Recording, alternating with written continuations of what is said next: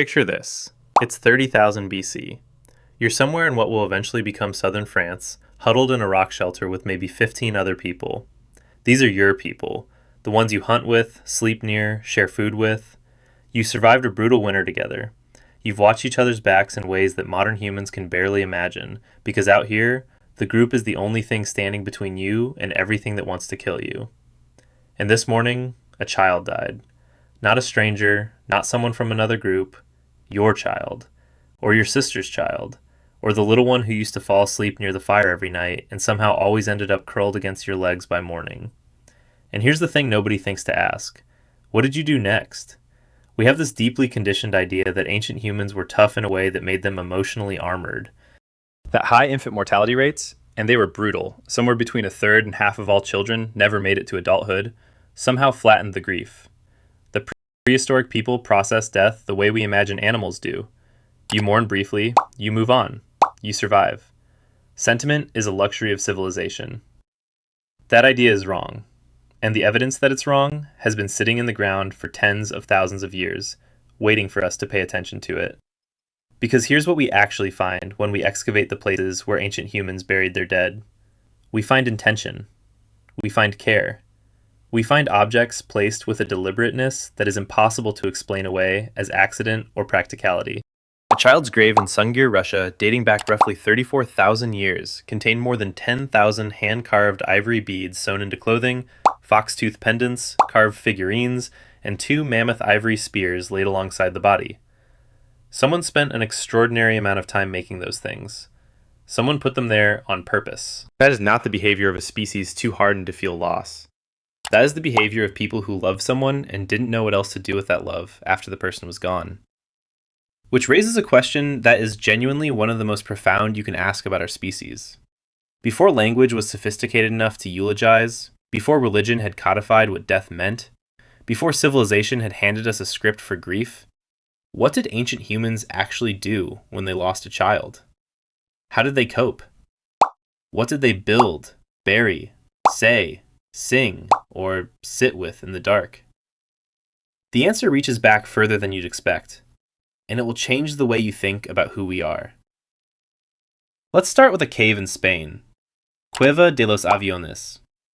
Researchers digging through layers of sediment found pierced shells, the kind used as jewelry, dating back 115,000 years.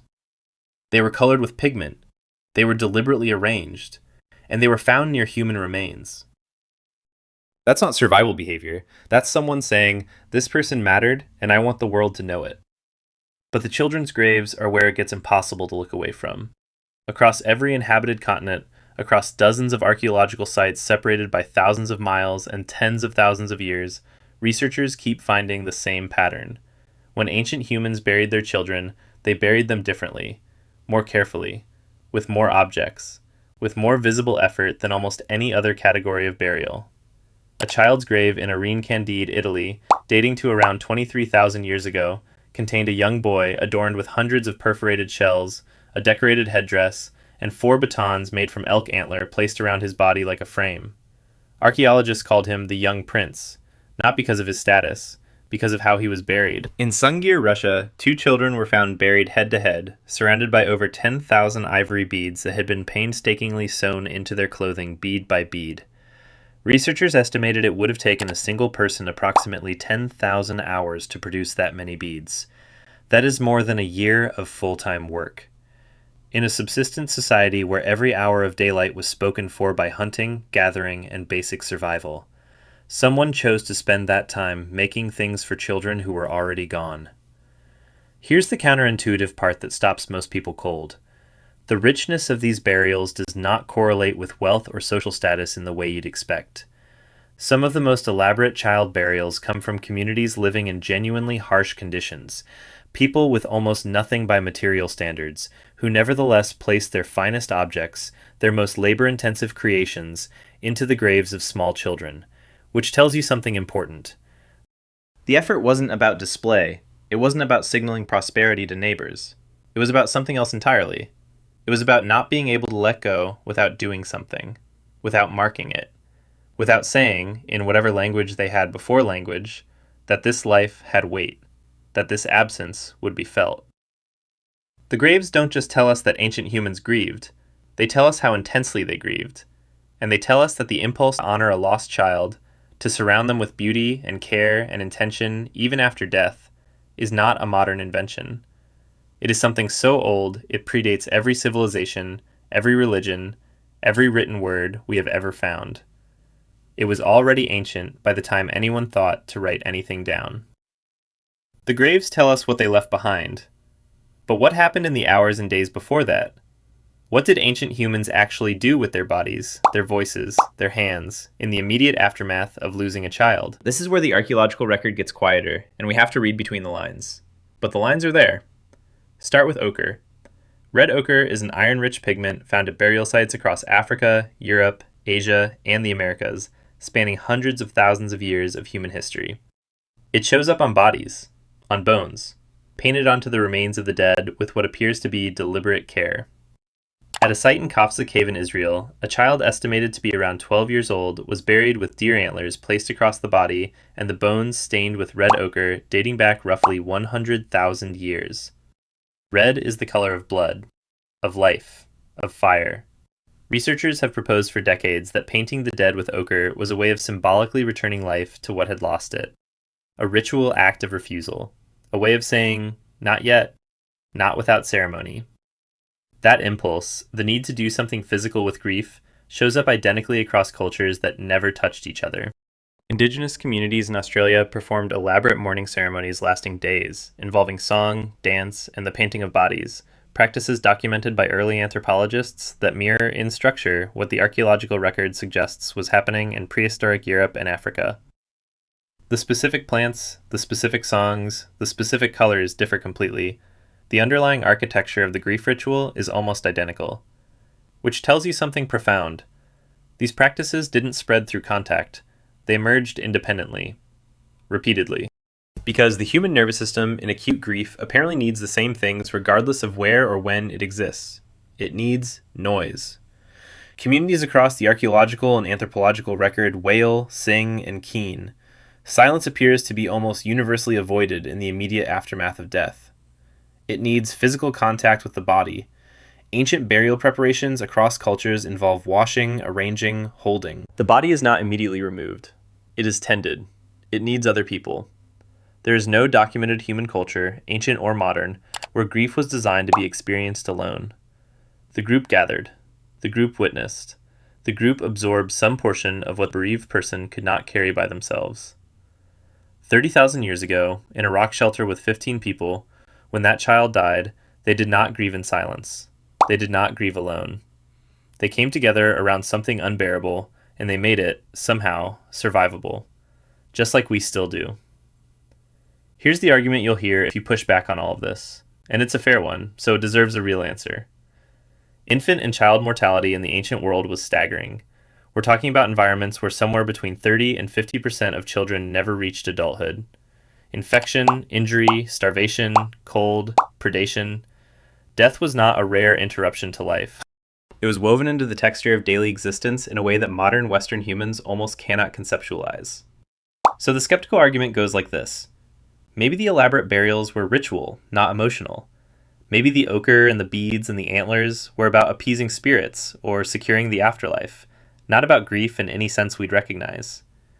Maybe ancient humans, exposed to child death so constantly and so early, simply adapted to it psychologically in ways we haven't. Maybe they felt it differently. Less. It's a reasonable hypothesis, and it is almost certainly wrong. Here's why. The neurobiological architecture of parental attachment is not a cultural invention. It is not something civilization layered on top of a more detached prehistoric baseline. The bonding systems that make a parent feel the loss of a child as a physical, devastating, full-body experience are among the oldest and most conserved features of mammalian neurobiology. They predate Homo sapiens entirely. The hormones involved, oxytocin, vasopressin, the dopamine reward circuits that make caregiving feel essential rather than optional, these systems were ancient before we were human. They exist because offspring survival depends on adults who are neurologically compelled to care. Grief at losing a child is not a sophisticated emotional response. It is a biological one. and biology does not care about mortality rates. There is also the evidence from cultures we can actually observe directly. Anthropologists studying communities with child mortality rates far exceeding anything the modern West experiences have documented grief that is immediate, physical, prolonged, and intense. High exposure to loss does not produce emotional numbness at the individual level. What it produces is elaborate cultural technology for managing that grief. Rituals, community structures, shared mourning practices. Not because people feel less, but because the feeling is so overwhelming that the community has to build scaffolding around it just to stay functional. The beads sewn into those children's burial clothes at Sungear weren't placed there by people who had made their peace with losing children. They were placed there by people who were absolutely devastated and doing the only thing they knew how to do about it. The frequency of loss did not make it easier. It made the rituals more necessary. Here's what we know for certain. 30,000 years ago, somewhere on this planet, a parent knelt over the body of their child and felt something that would be completely recognizable to any parent alive today. The specific words they used, if they had words at all in any form we'd recognize, are gone. The name of the child is gone. The name of the parent is gone. The location is, in some cases, known only as a set of coordinates on a researcher's spreadsheet. But the act itself, the kneeling, the tending, the placing of objects with shaking hands, that survived. It survived in bone and pigment and ivory and shell, buried in the earth for tens of thousands of years, waiting to be found. And we found it. And it looks exactly like us. This is the thing that gets lost when we talk about prehistoric humans in the abstract, as evolutionary units, as archaeological data points, as cognitive milestones on a timeline. These were people. People who woke up in the morning and worried about the people they loved. People who laughed, almost certainly, because laughter is as old as social bonding. People who had favorites and feuds and inside jokes that will never be recovered. And people who, when they lost a child, broke in the same places we break. Every funeral tradition you have ever attended traces a direct line back to those first graves. The flowers placed on a casket are the ochre-stained bones of Kafsa Cave. The jewelry buried with the dead is the 10,000 ivory beads of Sungear. The gathering of community around a bereaved family is the 15 people in a rock shelter in prehistoric France, absorbing together what no single person could carry alone. None of this was invented by civilization. Civilization inherited it. From people who had no civilization at all, only each other, and the desperate human need to mark that a life had existed and that its ending mattered. There's something almost unbearable about that continuity if you let yourself feel it fully. Across 30,000 years of war and migration and language and empire and technology and everything that separates us from them, this one thing remained completely unchanged. The way we respond to losing a child. The need to gather. The need to market. The need to say, with whatever materials we have available, that this person was here and was loved and is now gone, and we do not know what to do with that. We still don't know what to do with that. We just keep doing what they did. We show up. We bring things, we stay.